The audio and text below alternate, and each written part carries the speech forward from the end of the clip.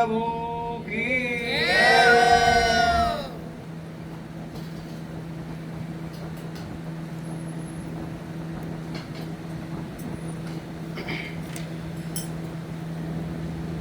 भगवान ने कई बार मनुष्य रूप में जन्म ग्रहण किया। श्री राम और श्री कृष्ण मुख्य रूप से भक्ति के आलंबन बने और दोनों के भक्तगण अपने अपने इष्टों को पूर्ण अवतार मानते हैं, किंतु मनुष्य की समग्रता का जैसा उज्जवल वैभव श्री कृष्ण के चरित्र में दिखलाई दिया, वैसा अन्यत्र नहीं। मनुष्य के मन की ज्ञानमयी, भावमयी एवं कर्ममयी तीनों प्रकार की वृत्तियों का पूर्ण एवं कई अंशों में लोकातीत परिपाक श्री कृष्ण के व्यक्तित्व में हुआ था। अतः ज्ञानियों, भावुक भक्तों एवं कर्मयोगियों के वे समान रूप से प्रेरणा स्रोत एवं प्रेम भाजन बनते रहे और बने रहेंगे। श्री कृष्ण चरित्र की विविधता इतनी आश्चर्यजनक है कि उसको एक ही व्यक्तित्व में समाहित करना विशेषतः विदेशी विद्वानों के लिए बड़ा दुरूह हो जाता है।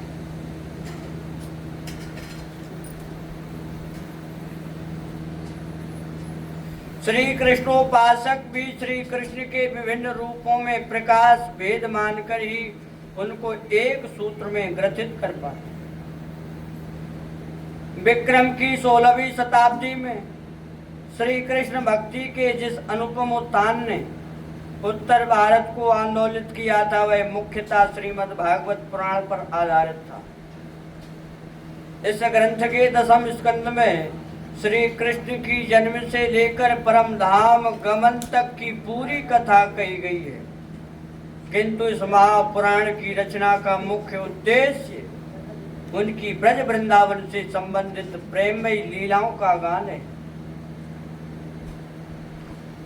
इस बात को सिद्ध करने की आवश्यकता नहीं है, श्री कृष्ण भक्ति के उक्त आंदोलन का मेरुदंड यही लीलाएं थी। इन लीलाओं का विस्तार उन कई श्री कृष्ण अथवा श्री राधा कृष्ण भक्ति संप्रदायों द्वारा हुआ जिनकी स्थापना उक्त सती में हुई थी।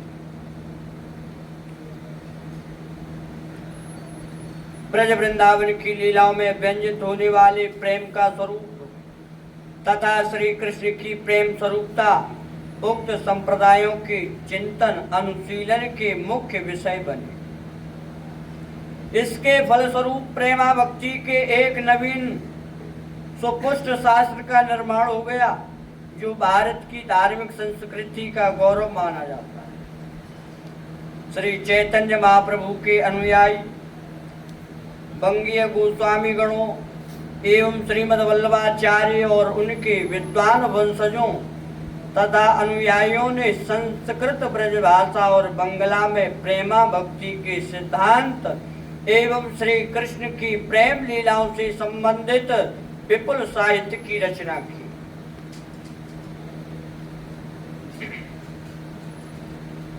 श्रीमद् भागवत पर आधारित उक्त दो भक्ति संप्रदायों की स्थापना के समकाल में वृंदावन में प्रेमा भक्ति की एक नई धारा का जन्म हुआ, जिसमें उक्त भक्ति का एक नवीन तथा प्रथम धारा से कई बातों में विलक्षण प्रकाश दृष्टिगोचर हुआ। इस धारा के प्रवर्तक श्री हरिवंश गोस्वामी और उनके सहयोगी रसिक महानुभाव थे। स्वयं इन्होंने तथा इनके अनुयायी रसिक भक्तों ने संस्कृत और ब्रज भाषा में विपुल साहित्य की रचना की है। श्रीमद् भागवत एवं उस पर आधारित संपूर्ण भक्ति साहित्य में प्रीति के विषय श्री कृष्ण है। श्रीमद् भागवत एवं उस पर आधारित संपूर्ण भक्ति साहित्य में प्रीति के विषय श्री कृष्ण है और आश्रय है ब्रज के गोप गोपीगण। उक्त द्वितीय धारा में श्री कृष्ण प्रीति के आश्रय हैं और विषय है श्री राधा। प्रेमा भक्ति का प्राण तत्व प्रेम है और प्रेम एक ऐसा भाव है जिसकी अभिव्यक्ति विभिन्न स्तरों पर विभिन्न रूपों में होती है। उनमें से मनुष्य अपनी रुचि एवं चेतना के स्तर के अनुसार रूप को ग्रहण करता है। प्रेम छटा बहुत विधियाही समझी लई जिन जैसी चाही। प्रेम छटा, प्रेम की छटा बहुत विधियाही समझ लई जिन जैसी चाही। प्रेमा भक्ति की धाराओं का भेद मुख्यतया दोनों में अभिव्यक्त प्रेम की परस्पर भिन्न छटाओं के कारण है।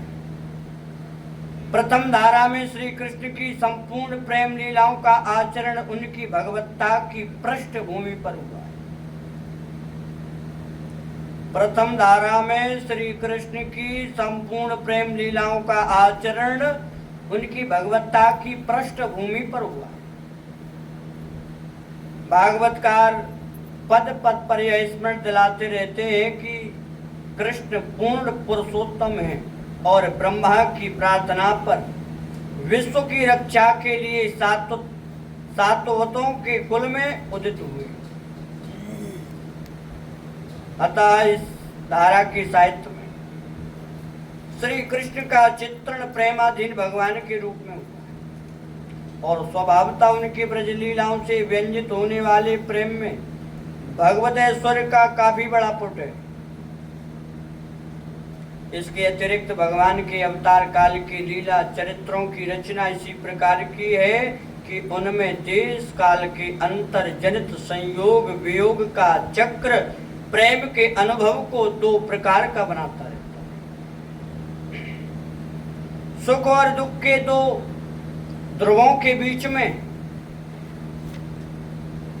संचरित होने वाले प्रेम को द्वितीय धारा के अन्यतम रसिक महानुभाव श्री ध्रुवदास जी एक रस प्रेम नहीं मानते। जब बेछोरत तब होत दुख मिलत हियो सिराय। याही में रस द्वय भय प्रेम कहो क्यों जाई। जब बिछुरत तब होत दुख मिलत हियो सिराई। याही में रस द्वय भय प्रेम कहो क्यों जाई। उक्त दो कारणों से द्वितीय धारा के प्रवर्तक रसिकाचार्यों के लिए श्री कृष्ण चरित्र एवं श्री कृष्ण स्वरूप को उनके पुराणों में वर्णित रूप में ज्यों का त्यों स्वीकारना संभव नहीं था। उन्होंने प्रेम की जिस अखंडित धारा के दर्शन किए थे उसका आस्वाद लीला के माध्यम से ही संभव था। प्रेम लीलाओं में ही प्रेम को आचरित होता दिखलाया जाता है। अतः प्रेम के स्वीकृत स्वरूप के अनुसार ही लीला की रचना होती है।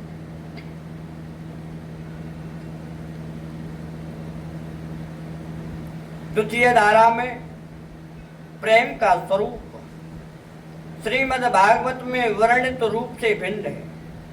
अतः इसमें श्री कृष्ण के स्वरूप का एवं श्री राधा के साथ उनकी प्रेम लीला का वर्णन भी भिन्न प्रकार से किया गया है। यहाँ तो हम उक्त धारा में स्वीकृत केवल श्री कृष्ण के स्वरूप को समझना चाहते।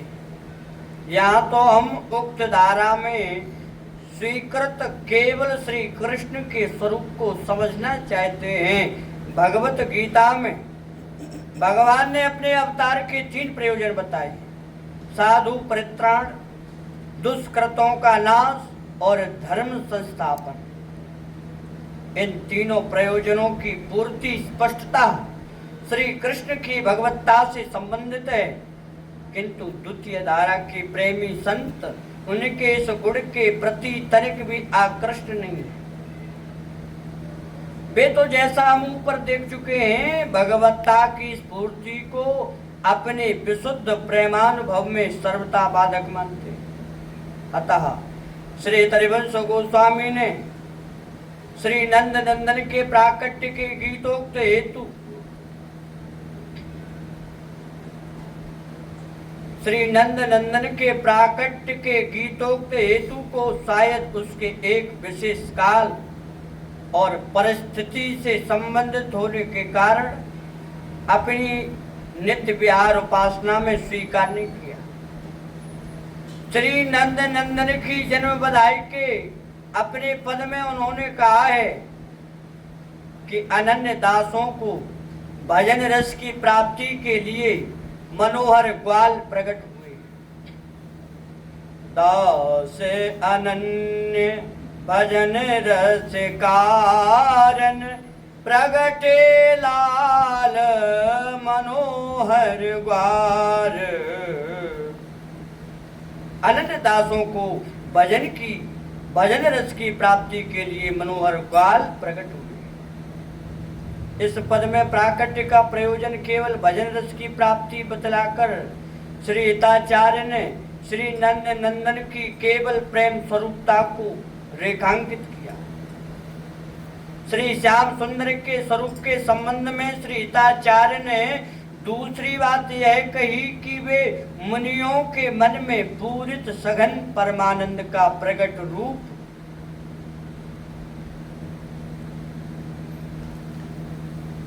श्री श्याम सुंदर के स्वरूप के संबंध में श्री हिताचार्य ने दूसरी बात यह कही कि वे मुनियों के मन में पूरित सघन परमानंद का प्रकट रूप नेत्र गोचर रूप है।